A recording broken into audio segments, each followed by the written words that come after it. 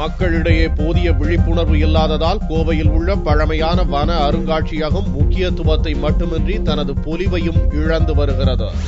கோவை ஆர்எஸ்புரம் பகுதியில் உள்ள வன அருங்காட்சியகம் 1902ஆம் ஆண்டு அப்போதைய கோவை சரக வன பாதுகாவலராக இருந்த காஸ் என்பவரால் அமைக்கப்பட்டது. வனம் சார்ந்த அரிய பொருட்களை சேகரித்து இந்த அருங்காட்சியகத்தை அவர் உருவாக்கினார். மேற்கு தொடர்ச்சி மலைகளில் சுற்றித் திரிந்த அரிய வன விலங்குகள், பறவைகள், பூச்சிகள் போன்றவை பாடம் செய்யப்பட்டு வைக்கப்பட்டுள்ளன. இந்தியாவிலேயே பழமையான இந்த அருங்காட்சியகத்தில் 65 மில்லியன் ஆண்டு பழமையான நத்தை கல்லாக மாறிய படிமம், நெருப்பு கோழி முட்டை, 2.5 கிலோ எடையுள்ள விதை மட்டுமின்றி 100க்கும் மேற்பட்ட நாடுகளிலிருந்து சேகரிக்கப்பட்ட பல்வேறு வகையான மதிப்புமிக்க கற்கள், மர வகைகள், மண் வகைகள், பழங்கால மக்கள் பயன்படுத்திய ஆடை அணிகலன்கள் போன்றவை பராமரிக்கப்பட்டு வருகின்றன.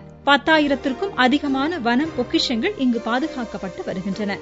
இந்த அருங்காட்சியகத்தின் மூலம் வனத்தை பற்றி முழுமையாக தெரிந்து கொள்ள முடியும் என்று அருங்காட்சியக காப்பாளர் சந்திரசேகர் கூறினார். வனவியலில் வாழ்வியலோடு தொடர்பு கொண்ட முக்கியத்துவத்தையும் பொதுமக்களுக்கு உணர்த்துவதற்காக ஒரு வன அருங்காட்சியகத்தை இந்த மண்ணிலே நிலை நிறுவிய H.A. காஸ் என்பவர் இன்றைக்கும் நம்முடைய வாழ்ந்து கொண்டிருக்கிறார் என்பதற்கு சாட்சியாக இந்த அருங்காட்சியகம் நிலவுகிறது. இதில் 10,000க்கும் மேற்பட்ட பொருட்கள் பாடம் பண்ணி வைக்கப்பட்டிருக்கின்றன.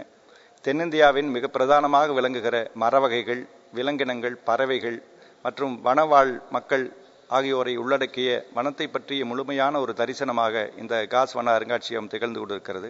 கண்ணை கவரும் வண்ணத்து பூச்சிகள் முதல் வனம் சார்ந்த அனைத்து பொருட்களையும் பார்க்கும்போது வியப்பாக உள்ளதாகவும், தங்களுடைய கல்விக்கு பயனளிக்கும் வகையில் இந்த அருங்காட்சியகம் அமைந்துள்ளதாகவும் மாணவர்கள் கூறினர். நாங்கள் ஒரு காம்படிஷனுக்காக வந்தோம். அப்புறம் இங்கே மியூசியம் இருக்குன்னு சொன்னாங்க. ரொம்ப பழமையான மியூசியம் சொன்னாங்க. பார்க்கும்போது தான் தெரிஞ்சது இவ்வளோ அருமையான இடம் நம்ம கோயம்புத்தூர்ல இருக்குங்கிறது நம்மளுக்கு ரொம்ப பெருமையா இருக்கு.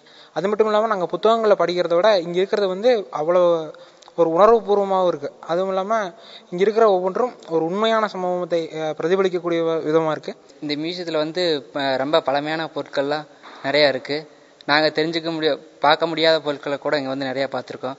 நிறைய வண்ணத்து பூச்சிகள், வண்டு வகைகள், நெருப்புக்கோழி முட்டை, நிறைய முட்டை இருக்கு.